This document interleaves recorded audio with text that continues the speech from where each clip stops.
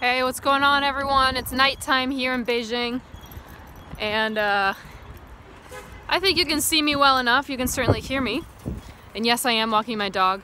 So I was just at home, and I got my college transcript. Transcript meaning a record that certifies and shows that I went to college. It shows the grades I got and what I majored in and so forth. And it's an official thing. I had to pay $8 to get it, $8 US. And I've actually made a film of myself going over every semester and some of like the things I learned and what was cool, what wasn't. And then I watched that video and it was so goddamn boring that I just wanted to give you guys a summary, some key takeaways. Now, in one of my previous videos, I said that I was talking about how I wasn't any good at Chinese when I started. I kind of felt like I was the worst in the class, and I might have been. I got a C- my first semester of Mandarin Chinese.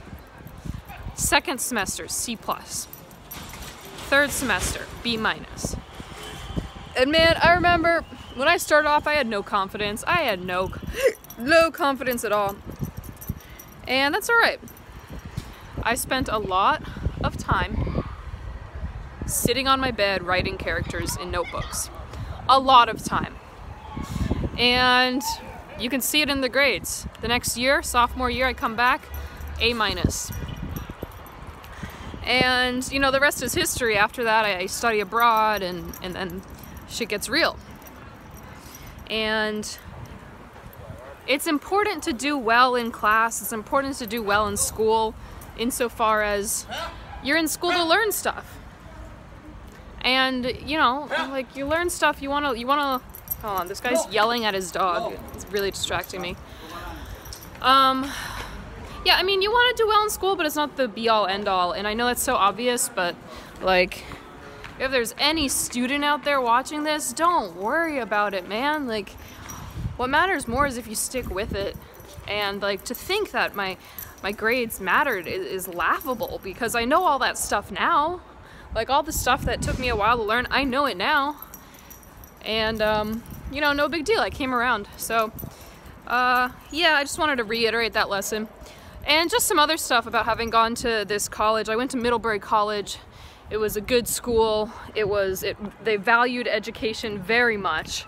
And they valued education not just in terms of learning stuff and content, but very much applying it to society and how to make society a better place. And I guess you could say on the good side, Middlebury was a place that really encouraged you to be a good citizen. It very much did that. And a lot of the lessons that we learned were very much oriented toward building communities and building the world into a better place, if not explicitly, at least implicitly. And sorry. And I guess on the downside is they weren't so like helpful in helping me find a job, like at all. But you know what? Like, that's all right. I found one. Like, I went out there and got myself one. What else was I gonna do? So anyway, I had a really good education, and looking back on my transcript just reminded me of that. And I had the privilege to be able to take some classes that, not a lot of people get to take. And one of them was freaking what was it? Color theory. So the philosophy of colors, and that includes like the psychology, as in emotional responses people get, but also how colors are perceived by the eye, and how it's not as simple as like a rainbow spectrum, that there's also shades and gradations of colors, and sort of what the visual implication is of that, and what goes with what and what doesn't, how it's used in advertising, how it's used in in cartoons and paintings. And that class was awesome. It was awesome for a few reasons. One, it was a break from all the other stuff I was doing. It allowed me to engage the right side of my brain, which I like to do. I'm not a professional artist or anything, but if you give me some paints and a canvas, like, I'll have fun. And I did a lot of painting that semester. Haven't really since then, but it was cool. And the other thing I appreciated is that the professor wasn't actually a professor. She was she was like a marketing designer type person who I guess, you know, did well in her career, and so she was invited to be a guest lecturer. And I appreciated, oh, my dog's fighting. Ah, you can't see it. He's always picking on dogs bigger than him. Yeah, come here, love. Drama. Yeah, what I appreciated, I just want to say what I appreciated about this teacher who wasn't like a certified professor is that she treated us very much like adults and almost like we were like professional colleagues. Sort of like the way she talked to us was very much, it was just so very professional and very adult. And I have no problem with how most of my teachers and professors in my life have talked to me, except for the Chinese ones who talk to me like I'm a little kid. But, you know, the American professors I had in college, you know, they talked to me like professors. Like, they were very thoughtful, very introspective. They engaged in conversation with me, knowing that I was, you know, a budding young learner.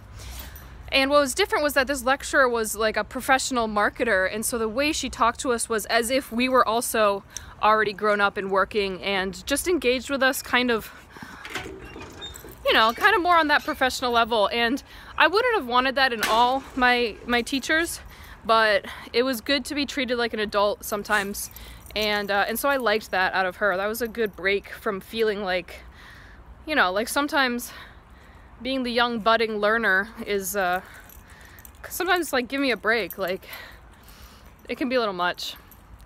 But yeah, so that was one really cool class I was privileged to be able to take. I'll walk this way, you can see my face better. And I took one on Shiism, you know, like Sunnis and Shiites. I don't remember a goddamn thing. I remember this lady Fatima, but yeah, I'm sorry. Sorry, I don't remember anything. That was like way outside my wheelhouse, but if I could go back, I'd probably take a different class just because it was so far outside my wheelhouse that none of it stuck. And I guess there's a lesson there for, like, one time, you know, 3 years ago, I decided to try to learn coding. And so I signed up for an online class, like on treehouse.com or whatever the heck it is. And I did it for a few weeks. I made a little website, and then I stopped because I was bored. And it just wasn't for me. And I guess that's the lesson there, is it's all well and good to try your hand at different things, you know, if that's what gets you off. But, you know, like, don't invest too much in something that you're not sure you want to do. And if I could go back, I would, and if I could, I would replace that Shiite class with something, you know, something that would have stuck, I guess, something I cared more about, like another, like maybe like a Chinese art class or something that I would have thought of in my daily life later. Or even like I would have loved to learn how to make things with my hands, like craft and manufacture stuff, and like sort of industrial design type things. Anyway, there's a lot I like to learn. I like learning.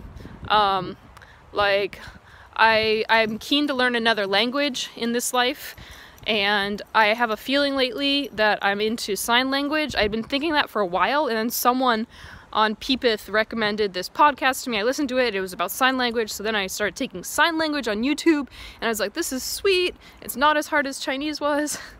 But yeah, I mean, I like learning, and I want to wrap this up by saying I'm very grateful for the education I had, for the great professors I had, the great teachers, lecturers, that to learn something that's not applicable to my life is also a privilege. Taking that color theory class was such a unique joy that I look forward to taking more unique lessons in my life, and that I, at the same time, you know, I advise people to be careful not to take stuff that they won't ever, like, ever think of or use again, because, you know, life's too short. So, all right, talk later. Bye.